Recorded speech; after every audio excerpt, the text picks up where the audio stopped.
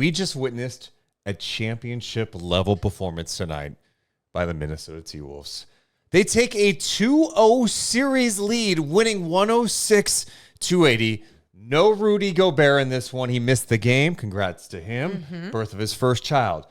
So what was Minnesota going to look like tonight without Gobert patrolling? How was Denver going to respond? Morgan, what we just witnessed was something beyond special by the Minnesota T-Wolves. Yeah. And, I mean, it all started on the defensive end. And when I say that, really, I'm thinking now in my head, too, I go, yeah, it started on the defensive end, but maybe the energy from the perfect performance going on at that end of the floor created the shot-making ability that we saw from this T-Wolves team tonight. I mean, relentless on every single defensive and offensive play. It was just a fantastic performance by everyone on the Minnesota Timberwolves roster. The officials let these teams play tonight. Yeah, they did. The big difference, Denver looked like the team that hadn't been there before. Yeah. Denver looked like the team that got rattled by some of the calls early. Michael Malone on that sequence in the first quarter, which is crazy, right? Like, okay, I'm with you. Cat kind of just blew over Jamal Murray. Yes. No call. Then on the other end, transition, Ant Edwards looked like he got fouled in the play.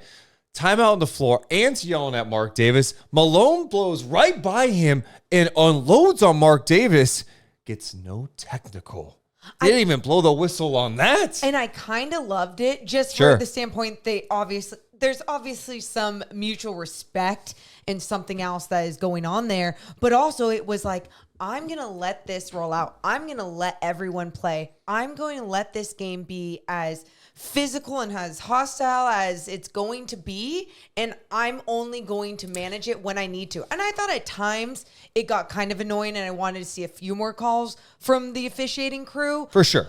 But at the same time, you have to play through it. If you're not going to get those calls, what team is going to be the team that can actually play through it? And playing through it isn't just playing physically on the basketball court. It is playing through it mentally. And you saw the way that Jamal Murray played. He was rattled. You saw the way that the rest of the squad played. It just felt like they were all deflated. They were all thinking about the officials, where Minnesota, if anything, I think that works to their advantage a little bit because they play physical. They want to bump you.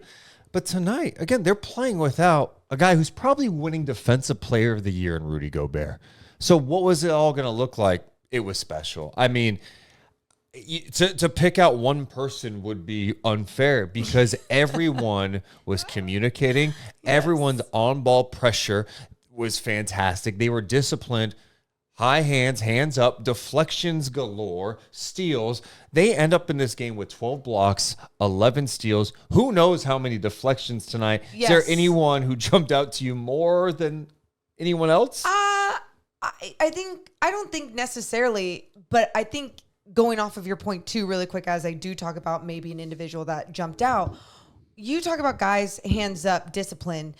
That wasn't the whole game, though. That's the thing. They were swiping down at times, even maybe catching a little bit of arm and having a little contact, but they set the tone so early, like, this is what we're going to do. This is how we're going to play. And the refs were like, we're going to let y'all play. So that's kind of what happened as well. Now, I guess an individual that really stood out, could you say Ant always? Yes. I mean, absolutely. But again, Deuce, Cat. He is maturing in front of our eyes. He is someone that annoys the shit out of us throughout the years. I mean, just truly, like the way they'll play, he'll complain. Too much complaining. Yeah, it's just there's sometimes where I'm like, oh my God, you're such a magical player, the way that you can stretch the floor, shoot from the outside. And then there's other times I'm like, you're letting everyone get in your head.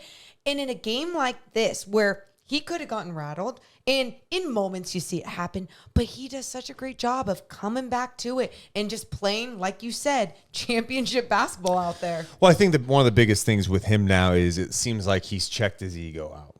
Like, I think he... I think he has embraced the defensive philosophy there. Sure. And he's surrounded, I mean, for years, there was not a lot around him either. Sure. There was a lot of frustration. There was chaos, coaching changes galore, a lot of losing seasons. Well, what do you know? You put together a coaching staff that shows some trust, belief, puts you in positions to succeed. Yep.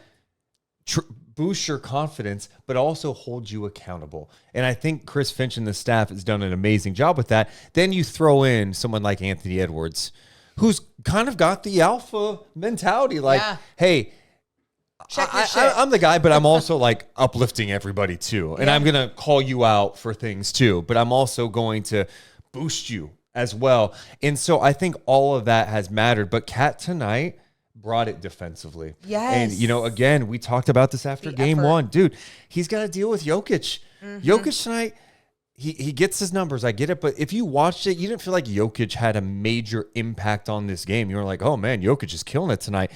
Everything was hard for Denver in this one.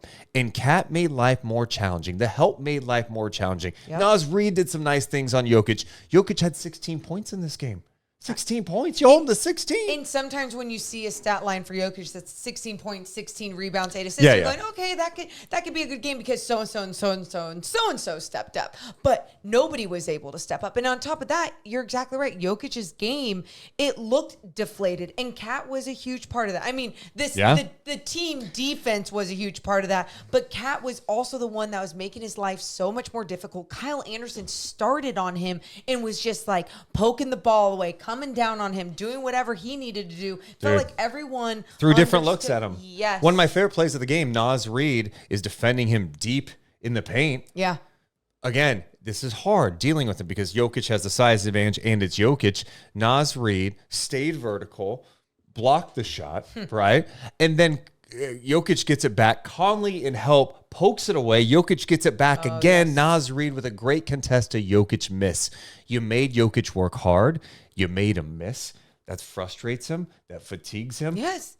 It was definitely one of those nights for Denver, and it was caused by that defensive focus by Minnesota. Even that play that you're just talking about right now, that play alone was a shot that Jokic is used to making. Yep. It was so close and easy in the paint, and it usually just goes, of course he makes that, is what we're saying as NBA fans. But not tonight. You're exactly right. Even the shots that we're so used to seeing him make were not being made.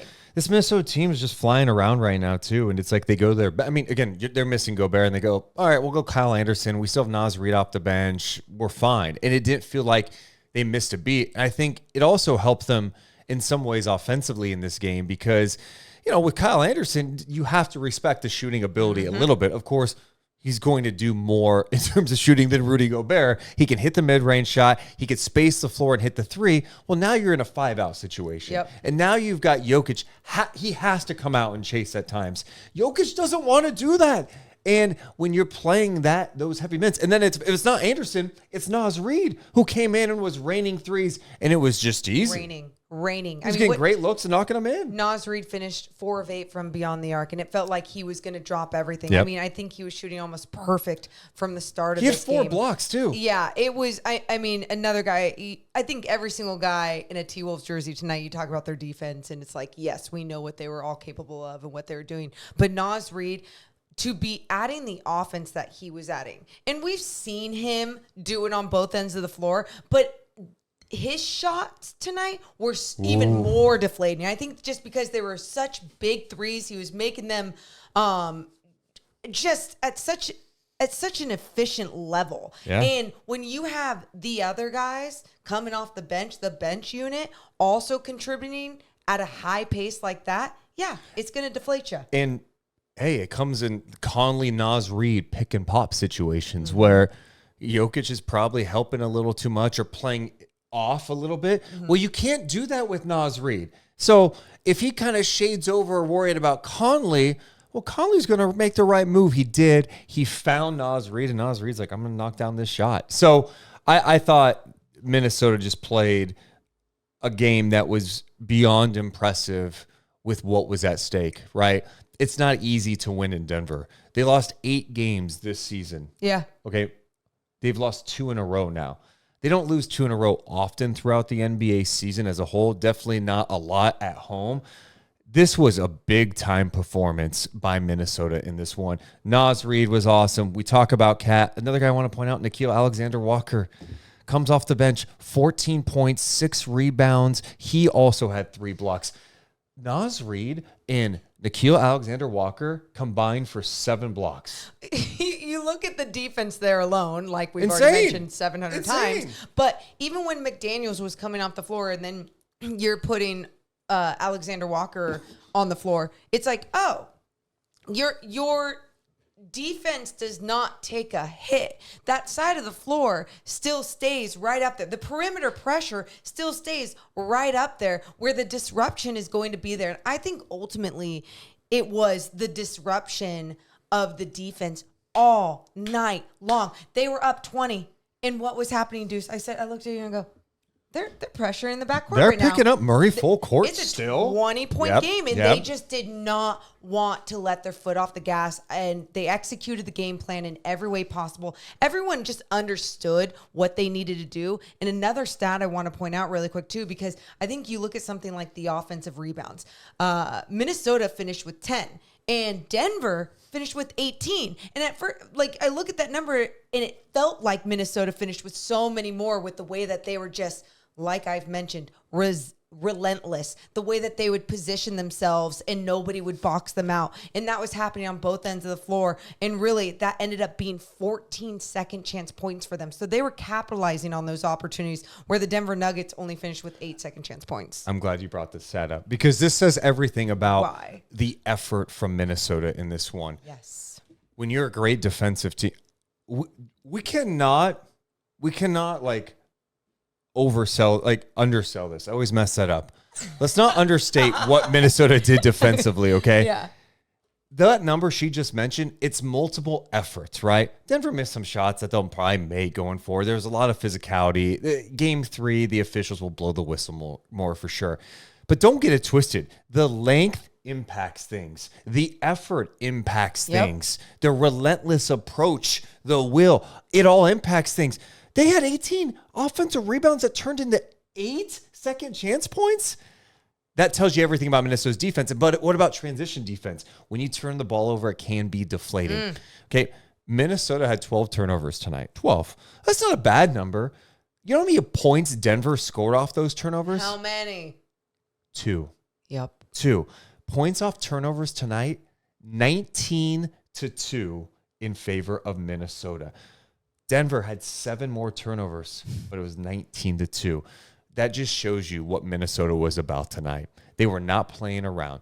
Maybe a little bit in the second half. They let off the gas when you're up big a little bit, but they still end up winning by 26 points. Now, here, let's go back to even the beginning. Aaron Gordon started this game, and he was the only player that was adding offense on the floor right away, right? I mean, he had to work hard for every shot that he was making. But then as things got chippier and more physical, felt like he started to force things. And then it felt like everyone else was just not executing their role correctly on that end of the floor, whether they weren't moving without the basketball or maybe too many people were moving without the basketball and cutting at the same time into the paint. And then what that caused, plus the frustration, plus the no calls and all the other things, was everyone getting frustrated. And as soon as one of your leaders in Jamal Murray gets frustrated and he gets his head out of the game, throwing heating pads onto the floor and everything when he was on the bench, man. It was like, oh, this is already game over. I don't know why. I get it's hard, Deuce,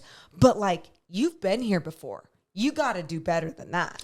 They held Denver to 34.9% shooting. Denver shot just 30% from 3, 9 of 30. Jamal Murray was just 3 of 18 shooting in this game. Yep. And Minnesota felt comfortable enough to throw doubles over at Jokic, which always concerns me. It's like you're throwing doubles at a guy who's a really gifted passer, but I think Minnesota feels comfortable with their ability to scramble. And because of their length, they're able to close out and still make life more challenging. The closeouts were great. The on-ball pressure, the physicality, everything about what Minnesota did tonight was a thing of beauty defensively. It was a championship-level performance. And then on top of that, you had the Denver Nuggets being lackadaisical with some of their passes. You had one from Jamal Murray behind the back into 3 defenders. What about late in the game? I know it was the game was over, but it's in transition, like a 20-point game. Gordon's dribbling in transition goes between his legs to pass it to Porter out of bounds. Yeah. And Jokic had some bad ones too. He was trying to get it to Porter. Yeah, Jokic. I mean, how many turnovers? 4. Okay.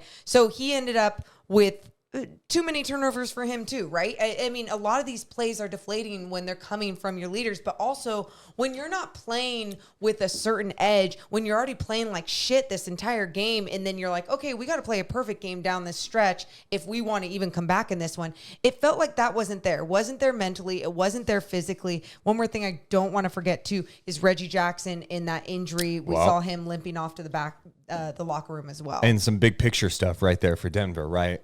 They already are banged up. KCP's playing through stuff. We talked about Jamal Murray. He's playing a little banged up. And now Reggie Jackson. Mm-hmm. So they don't have a lot of depth at this point. And now you got guys banged up. That's why I'm not feeling good about the Denver Nuggets. Before we kind of look ahead, the guy we haven't even spent much time talking about, Anthony Edwards. Oh, that guy. Anthony Edwards in this game finishes with 27 points. He had 7 assists, 2 steals. He was 11 of 17 shooting. His teammate Cat, by the way, 27 and 12. We talked about his defense. He was 10 of 15 shooting, 3 of 5 from 3. Going back to Ant, I think one of the things that just impresses me so much about him for someone his age, and I know we raved about him after game 1, is, they're throwing more doubles at him. Mm-hmm. You can't speed this guy up. You can't. It seems like he makes the right decision every time. Yeah. They may try to bait him into a certain move. No, he's going to make the right basketball move every time. What stood out to you about what we've been witnessing with Ant? When we talked about Cat, we talked about his maturity taking a leap. And I think with Ant, I think his basketball maturity has taken a leap, right? And that to me is, like you're saying, making the right decisions. And does that come from being around a veteran leader like Mike Conley? I don't know. I mean, think that helps. We've heard that so many times, someone that plays with so much composure and plays basketball the right way. And I feel like he's getting some of that. And we already know what he can do with, his athleticism, his edge, the way that he plays with so much fire, with so much joy. Like, it's so enjoyable to watch. I mean, obviously, if you're not a Denver Nuggets fan, but it's so fun to see him play out there. And I think sometimes even his ability to get to the rim, like with an easy layup, it's scary. Those turnaround jumpers that are contested. Those are his shots. And you're just seeing him being able to do it all, though. It doesn't matter if it's from 3-point land, he's a threat. Doesn't matter if it's in the mid-range, and it doesn't matter if he's attacking the rim. He can turn on the jets, explode, and go. So Minnesota gets the first 2 in this series, and now the series shifts to Minnesota. Gobert is probably going to be back for that game. Yep. Minnesota down 2-0. They're banged up. This Minnesota team is more confident than they've ever been. How are you feeling about Denver? Do you think I want this series to be over? I know that's such a dick thing to say. Yeah. I just, after watching, okay, so hear me out. After game 1, you said to me, you were like, I don't know, I'm feeling like Minnesota could, take this all the way, Western Conference, blah, blah, blah. And I was like, don't be a prisoner of the moment. After game 2, I'm like, holy shit. I think even though it's a small sample size, I can't imagine their game just plummeting. No, and that's the thing. They've won all their playoff games. Yes. They're 6-0 in the playoffs. There you go. Okay. They've done it in dominating fashion. Mm-hmm. There's not a team playing better than them right now. In terms of just complete performance from star play, you have a star alpha guy in Ant who looks like he is emerging to being one of the best players in the league right 100%. now. And you saw it this year, but it's another level now. Yep, and a different stage. Then you've got the vet and Conley. You've got the wings who can defend. Yeah. You've got guys who could shoot the 3. You've got bigs. You got size. I'm going. You have adversity being thrown at you. The coach, Rudy Gobert. Yes. I mean, just the list goes on. Yep. It's crazy to think about it. And Denver, I don't think they have it. I don't think they've got the depth. Can they win a game in this series? Sure. Yeah, of course they can. I'm not trying to diminish what Jokic has accomplished this year in his career, what he's capable of, but it seems like they have not gone off to a good start yet in the playoffs. Yeah. And I'm like, does Jamal Murray have something? Does he have a big game in him? Well, he did against the Lakers, I know, it's a different story against that roster. Also, it was still a struggle against the Lakers, even when they won, right? When you start bringing up health, Minnesota's defense, you go up and down the list, it's hard to find a path at this point. Also, when do they mention the MVP award? I think it's this week. Yeah, Okay, yeah, because yeah. it's just it's not. It doesn't feel like it's going to be as magical.